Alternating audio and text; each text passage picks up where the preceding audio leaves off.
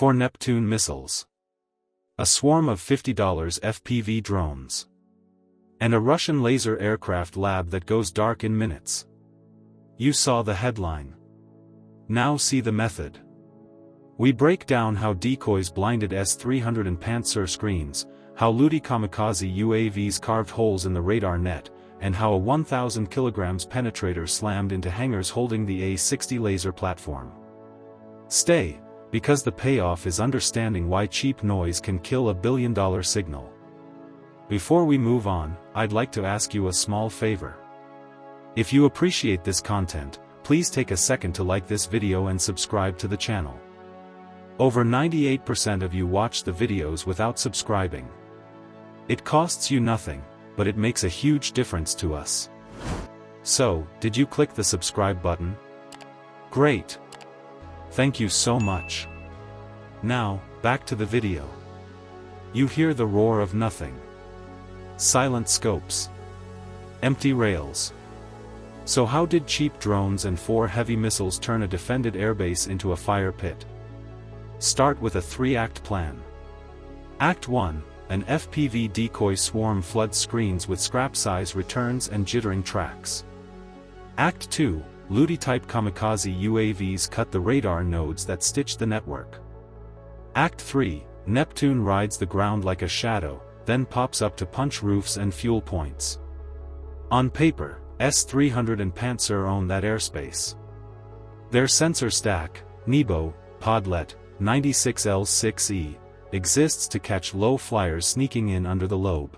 And there are procedures for it. You intercept incoming drones or aircraft, you try to send them home, or you try to make them land. Other incursions, another incursion of Russian drones into Polish airspace.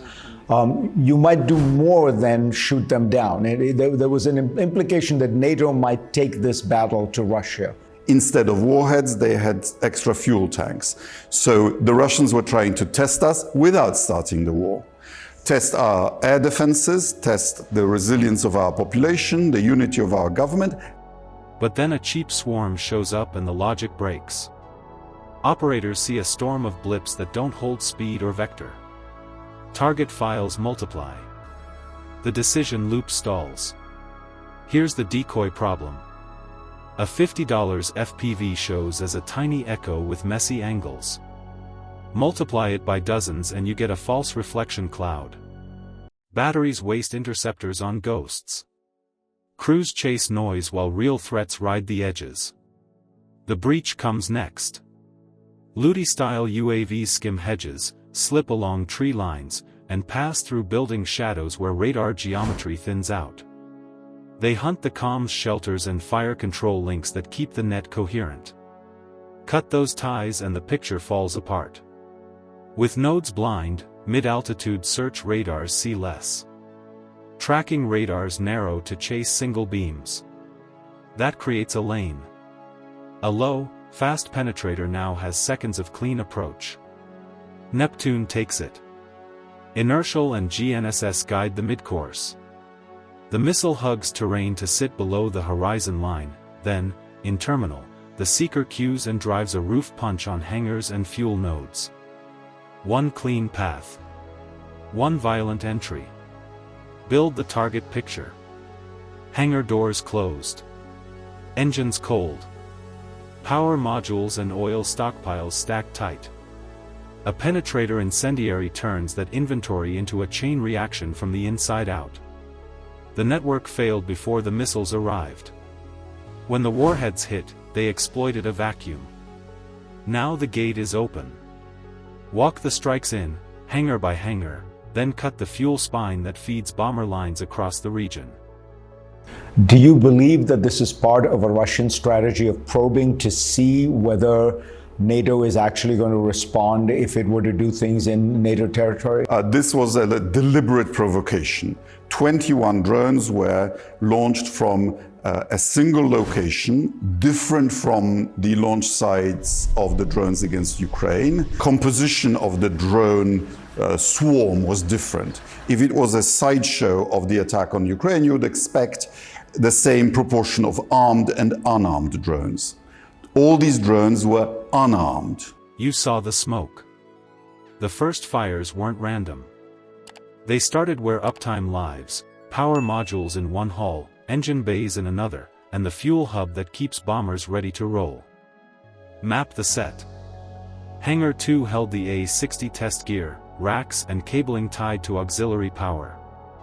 Hangar 3 carried engine bays and stripped airframes on jigs. Off the taxiway sat the fuel hub, storage tanks, a pump house, and the electrical tie that feeds meters and starters. 3 hits there can stall an entire flight line. Hardened bays should shrug off a single punch. But then a roof breach turns into a 165-foot column and the apron goes dark. Why?